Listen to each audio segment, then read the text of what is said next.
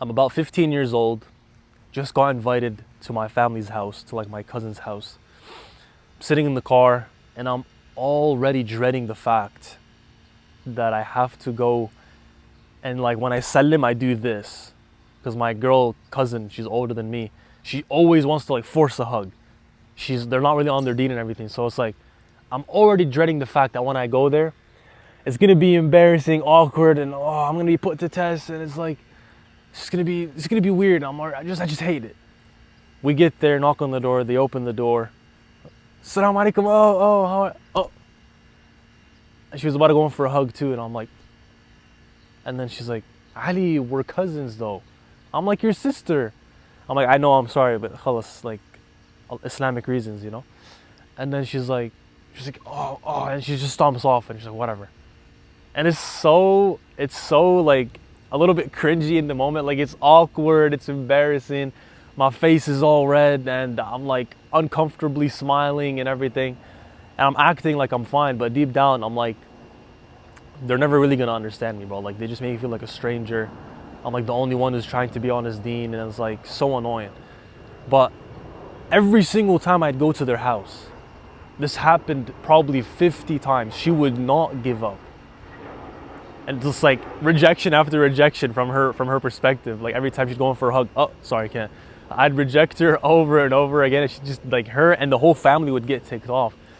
And it's like, eventually, after probably a year, then she gave up. Then she just stopped going in for the hug. But imagine if I gave in midway, like, oh, okay, yeah, whatever, like, after like the 100th time of her trying. Alhamdulillah, I didn't. Because I felt like it was a test from Allah subhanahu wa ta'ala every single time. That, are you going to make her happy? Or are you going to make me happy? I was like, dang, no, I got to make Allah subhanahu wa ta'ala happy, bro. And so there's this quote from Khabib where he says, people will always be offended by a man of principle. Always. So me being, alhamdulillah, a man of principle when it comes to pleasing Allah subhanahu wa ta'ala, making sure nobody, even my family, is getting in the way of me pleasing Allah subhanahu wa ta'ala. Okay, that offended them. I was willing to like feel the awkwardness and all these negative emotions, but knowing deep down that I'm pleasing Allah subhanahu wa ta'ala just made it all worth it. So the question is, what are your productivity principles as a man?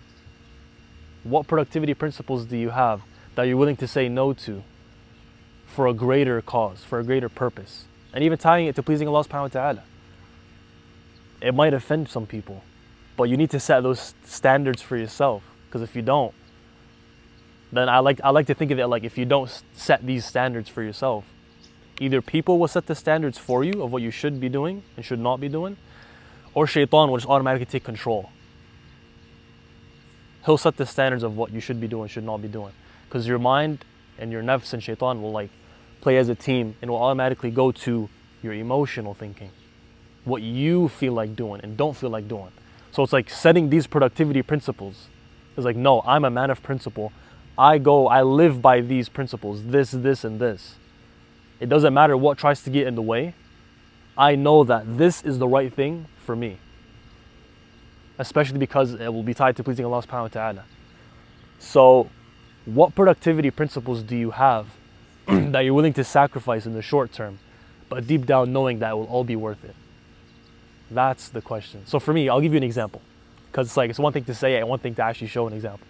Let's say at night, you have the tendency to sleep late. You stay up late, you get up for Fajr though, but your sleep schedule is still meh.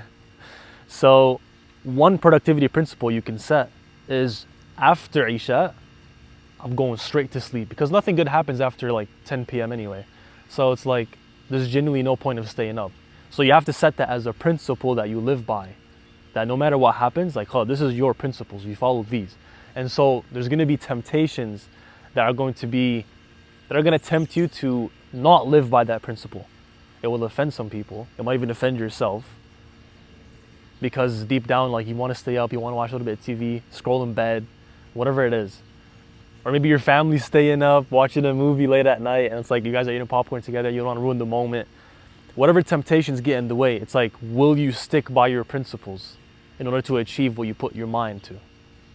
in order to make sure that Allah subhanahu wa ta'ala is going to be happy. That's the point. People will always be offended by a man of principle.